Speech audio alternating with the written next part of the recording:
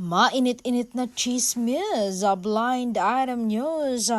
Aktor hindi na sweet sa ka-love team. Halatang walang pagmamahal sa aktras ala Sinich Itay.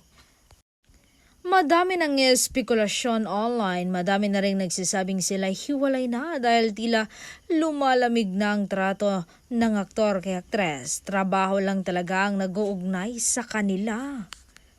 Anong hula mo? I-comment mo na sa ibaba kung sino.